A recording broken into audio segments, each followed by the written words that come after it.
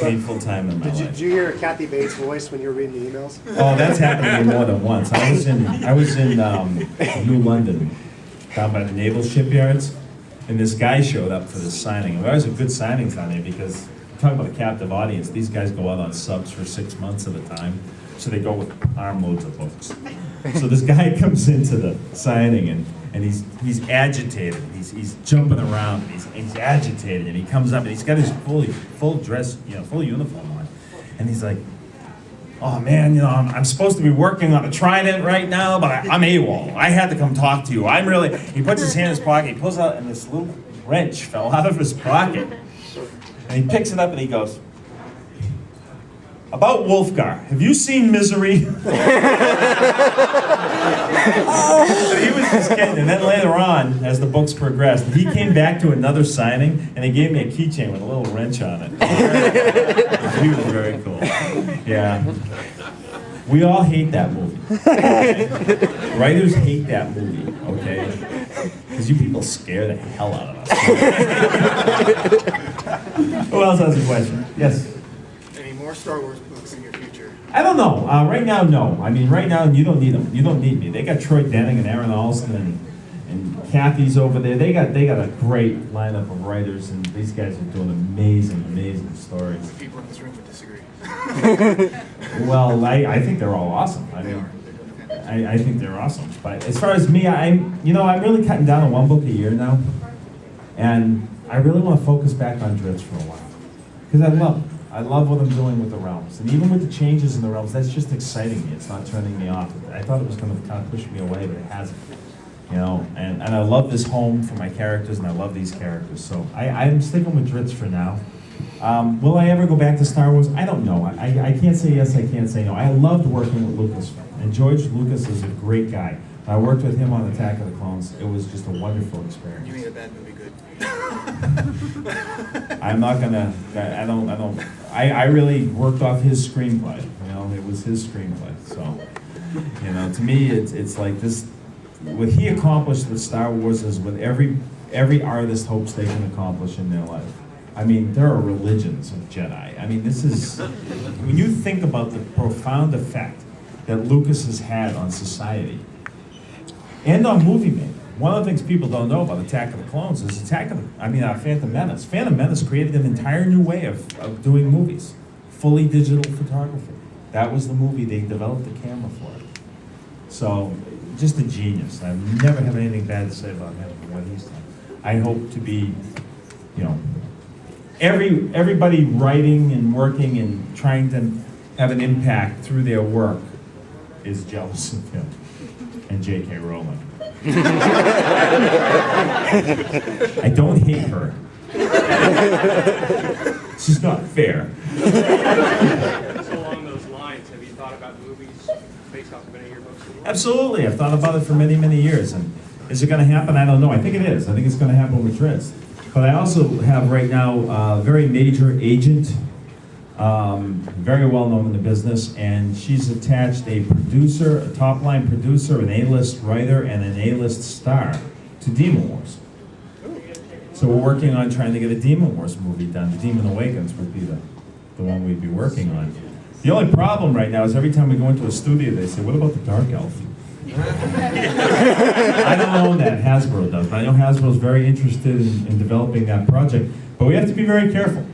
We have to be very careful because a bad movie can ruin a franchise. Please don't let it suck. Exactly. I really wanted this to happen because one of my fantasies would be not telling anybody about it, then going to the movies with my friends one day, and then the trailer comes up for like Homeland or something. And then right in the middle of the theater, just standing up and crossing my arms and looking at my friends and going, "Ha!" That would be a great moment in my life. But I used to be really hot on the idea, and now I've cooled just a little bit because I was at Harvard University a few years ago with Guy Gabriel Kay. It's a wonderful Canadian fantasy writer, did the Fiona by Tapestry, a whole bunch of books. One of the things he also did is he's a friend of the Tolkien family. And he and Christopher Tolkien are the ones who compiled the Silmarillion and got it together for publication. And so I met him at Harvard, and we were talking about the Peter Jackson movies because they had just come out, and he wanted to know what I thought of them. And I really liked them. I thought Peter Jackson did an amazing job with those books, and especially in The Fellowship of the Ring, which is just brilliant. But then he said something to me that I'll never forget. And if he took a brick and smacked me in the face, I would have had the same expression.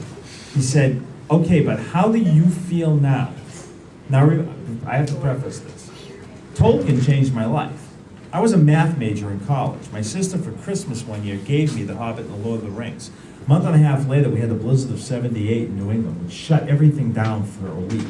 Everything, including the roads. So I was 19 years old, trapped at my mother's house. Oh, joy.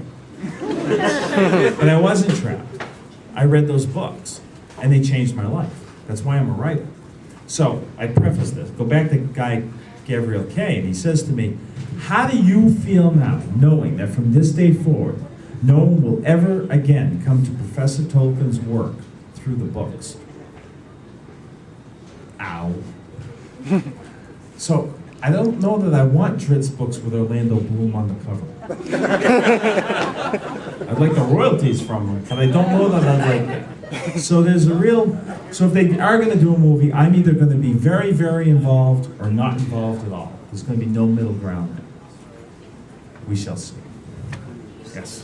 You mentioned going up on a message board. Do you ever look at what online role-play communities do with your characters? Oh, hell yeah. I play Warcraft, I play EverQuest, I play all those games. I was playing Warcraft, I was in Warsaw Gulch Battleground. And for those of you who don't play Warcraft, you have Alliance and Horde, two different groups. You can't talk to each other, and these are players. These are other people playing. And when you go on Battlegrounds, you basically kill each other. That's your job. But you can't talk to each other. You can't communicate. And so I'm in there, and I've got my little warlock, Nanfadul, running around. And this was back when warlocks owned Battlegrounds, because I could throw 4 dots on you, fear you, and you'd run away and just fall. It was awesome. And they were all instant cast spells, so I just run around and go, dot, dot, dot, dot, you're dead. You're dead. And so I was like feeling like a god in the Battlegrounds. And anyway, I'm standing there in Warsaw Gulch, and this paladin comes running at me. A blood elf paladin named Caddy Bree. That character was named after my daughter. She was put in the book 15 days after my daughter was born when I wrote The Crystal Shard, okay? And she's attacking me. I didn't want to kill her. She was an awful player. Just an awful player. This Pally had no business being in the battleground. So I killed her. And I'm standing there, and I see on the side of my screen her coming over the hill where Horde spawns in Warsaw Gulch. She's coming over the hill, running down straight for me. All right. Jeez. Dot, dot, dot. Dodge. She's dead. She's coming down the hill again. It's like, so this time I just dotted her a couple of times so I wouldn't kill her in theater. Okay? The dots wear off. I see her healing, and then she charges me again. I must have killed her 30 times. Finally, I couldn't take it anymore, killing Caddy Bree, so I just exited the battleground and took the penalty. I just couldn't do it.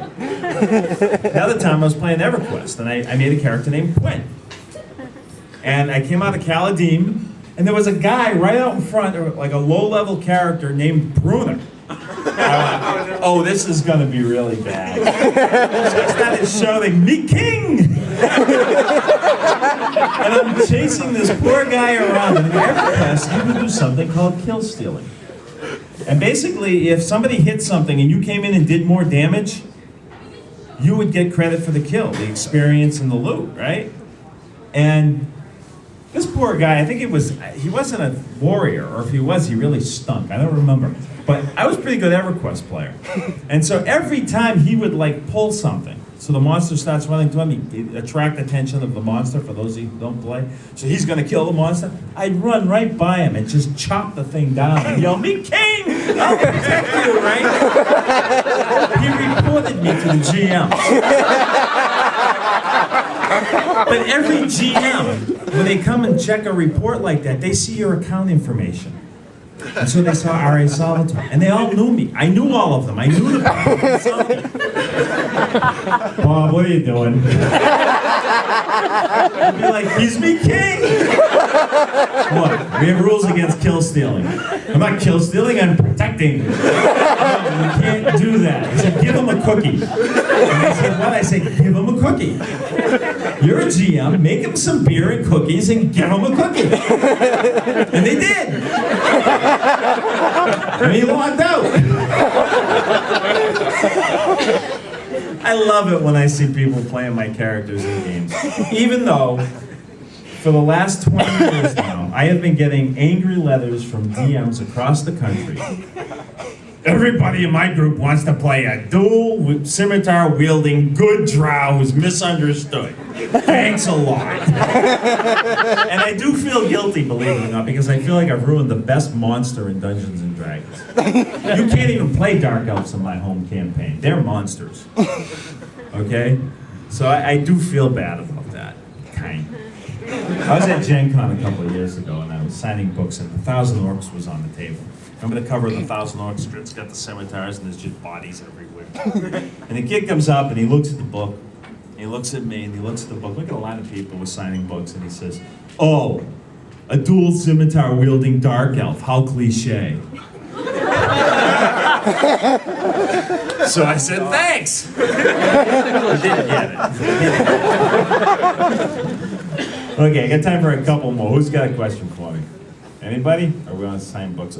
Right there. I'll get you next. Going to the game that you have in development, is there Yes. any little tidbits you can give us at all about any storyline within? I can't give you a storyline, but I can tell you the way we're doing it. Here's my philosophy as a writer, especially if you're writing speculative fiction. My first job as a writer is to allow you to easily suspend disbelief. And what I mean by that is that when I give you a magic system, you should be able to figure out the logical parameters of that magic system. You should understand the relationship between the different communities and why it is what it is, and it should make sense. The more the world makes sense, the more logic that is in the world, the easier it will be for you to buy into the story I'm telling you. You will suspend disbelief. And the more you do that, the more immersed you will become in the world I'm creating. That's the edict for the writers at 38 Studios. And I'll give you an example of that. In an MMO, a massive multiplayer online role-playing game, you die, you respawn, like Caddy Bree on the hill coming down there. In EverQuest, you would show up naked at your bind point and would have to go get your body, which was either the best thing that ever happened or the worst, depending where you died. In World of Warcraft, you respawn as a ghost in the graveyard, you float back to your body, and bang, you're back to life. There's no explanation for that. It's just an expectation that MMO players have. If you die, you will come back. And the reason you have that is if you're investing all this time in the character, and you go out, and 2 weeks later you get killed, you'll quit. That's just what you'll do. And I can't blame you, I would too. So, that's not good enough for what we're doing, in my mind. And for the thing I'm trying, this suspension of disbelief. So we have something happening in our world called the Well of Souls. And the Well of Souls is something that one of the races has been working on for 5,000 years, the recent era of our history. This is their idea of what they're going to accomplish. And the Well of Souls is basically a reincarnation device for people who are tuned to the Well of Souls. So if you die, you'll come back. And the Well of Souls is only working now because of a specific incident that is the prelude to our game. Something happens, and the gnomes are able to fire up the Well of Souls and actually make it work. They've been trying for thousands of years. They have never gotten it to work successfully except one other time. And that's Reckoning, by the way. That's the game Reckoning. You're the only person that ever